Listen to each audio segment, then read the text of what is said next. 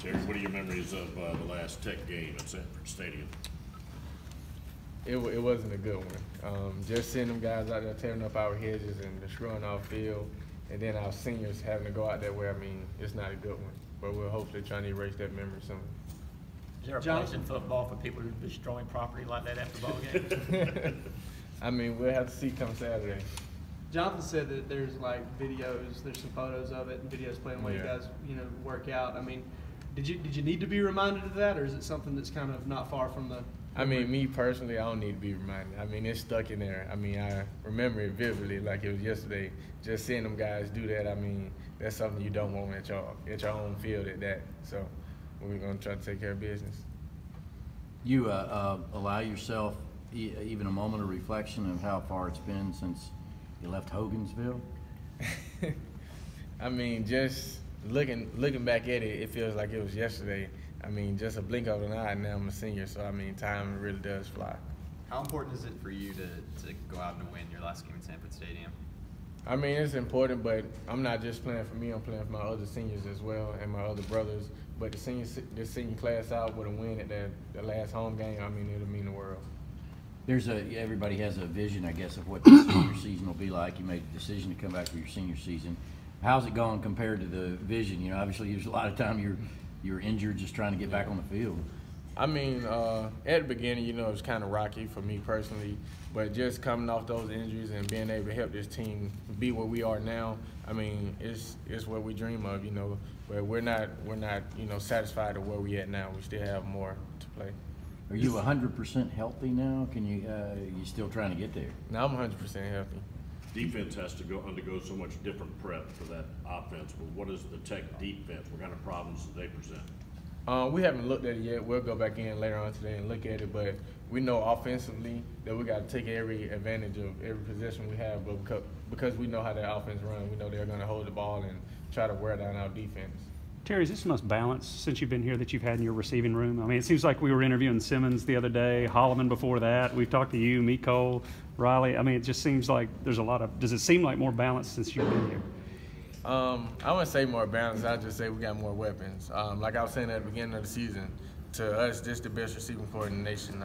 We have guys that's proven that they're capable of going out there anytime against anybody to make plays, just like the name you just named. As a senior, I mean, do you feel like the leader of that group? I mean, is that your group? I wouldn't say it's my group, but I am the senior leader in that group. And, yeah, of course, some of the guys look up to me, like the juniors, Riley, Miko, some of those guys. But they also are leaders as well. I mean, I get feedback from them. Even when I'm messing up, they'll tell me things like that. So we kind of lead each other in that room. Was there some adjustment with Cortez Huntington that you had doing anything different or reinforcement of the same? I don't know. I mean, I wouldn't say it was anything different. You just had to get used to his coaching style, knowing that you left from a different coach. Just being able to get used to him, and I mean, he's fit in well. We're doing great with him. So. Kirby kind of complimented you earlier about kind of how you get into that group and how you don't let guys get too high or get too low. Heard you getting after Miko out there when we're out there in practice before. What kind of goes into that for you? Why is that a strength of yours, do you think? Me personally, I always set myself to a higher standard. And I feel like me placing that on some other guys and them trying to hold themselves to a higher standard, I mean, it can only make you better. And by me doing that, some of the guys take that as if, okay, he wants me to be great, so I need to set my other standard higher than what I'm used to. And I feel like we're doing it in the practice and it's showing in the game. What kind of memories do you have of this rivalry growing up? Or do you have any? I mean, I have a couple just watching it on TV, seeing some of the other guys like Damian Swan or Marlo Herrera, Malcolm Mitchell, some of those guys playing those games, and just seeing how much energy and passion they played with. I mean, it was something that I always wanted to do. Terry, 2 years ago, it seemed like they had the ball the entire fourth quarter when they came back and won. How frustrating is it when you play a triple option team like this when they have the ball and you're just standing on the sidelines? I mean, as an offensive player, it's frustrating because you want to get out there so bad and make a play for your team, help your defense out, get them off the field. But it's only time consuming because they're going to hold the ball. They may get a first down, or if they don't get a first down, they might go for it. But it's so much they're holding the ball so long. It's tough to do it over there. Are you what did you end up majoring in here at the end? And are you going to be graduated at the end of this semester, or where do you stand on that? I was supposed to graduate in May, And on that, I'm right on track. So as I go train, I'm gonna take 2 online classes and I get my degree. How does that part of it feel? I mean, it feels amazing because, you know, as a kid from a small town, you never thought of getting a degree, but you get here, you put in all the hard work that you do on the field, off the field, and you come up with a degree.